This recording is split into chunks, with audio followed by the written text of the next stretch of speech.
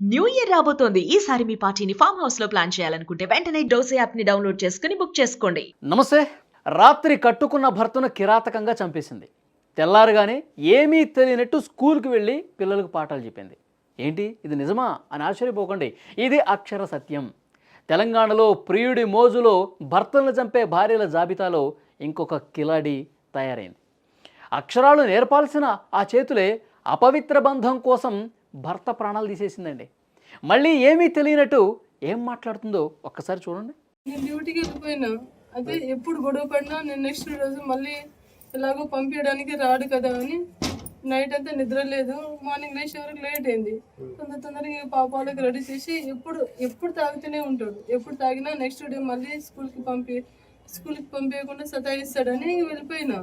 ఇంకా అక్కడికి వెళ్ళి ఎఫ్ఆర్ఎస్ తీసుకుని ఫోన్ చేసిన, లిఫ్ట్ చేయలేదు. సరే పడుకున్నాడేమో అని తర్వాత అక్కకు ఫోన్ చేసిన. అయితే అక్క ఒకసారి లక్ష్మణ్ ఫోన్ లిఫ్ట్ చేస్తలేడు, వీళ్ళైతే చూడక్క అంటే అంకుల్ వచ్చి చూసిండంట.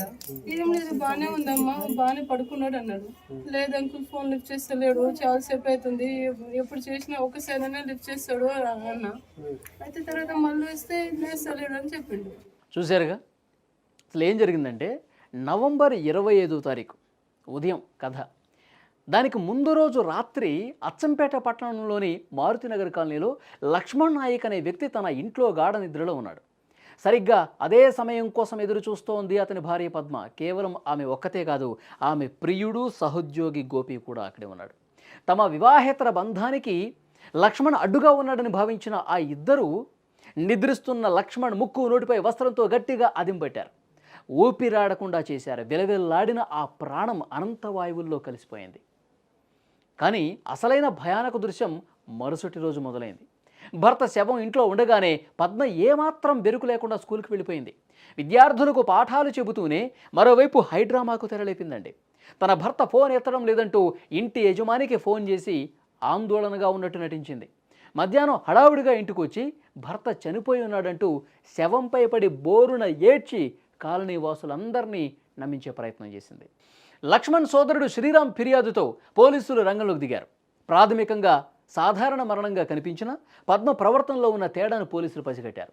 ముఖ్యంగా ఆమె ఫోన్ కాల్ డేటాను విశ్లేషిస్తే హత్య తర్వాత బంధువు నరసింహకు ఫోన్ చేసి విషయం చెప్పినట్టు ఆధారం లభించింది.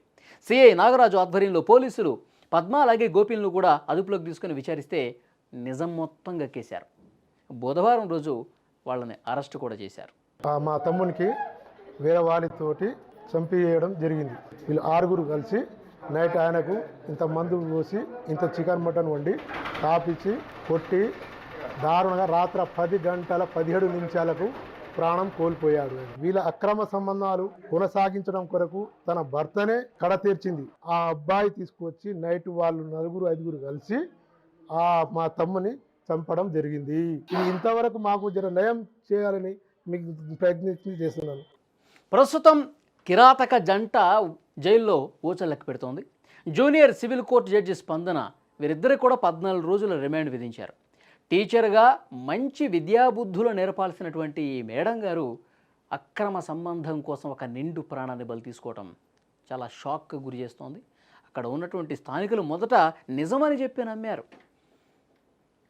ఆమె ఏడుపులు చూసి దొంగ ఏడుపులు చేసి ఇదంతా నిజమే అని చెప్పి నమ్మారు. తర్వాత ఈ కిలాడీ లేడీ వ్యవహారం తతంగం మొత్తం విన్న తర్వాత షాక్ అయిపోయారు. ఇలాంటి ఆడవాళ్ళు సమాజంలో ఇప్పుడు నిత్యం అయిపోయారు. రోజుకొకళ్ళు తయారవుతూ ఉన్నారు, మనం చూస్తూ ఉన్నాం. కాబట్టి ఇలాంటి వాళ్ళని కఠినంగా శిక్షిస్తేనే ఇవి ఆగుతాయి.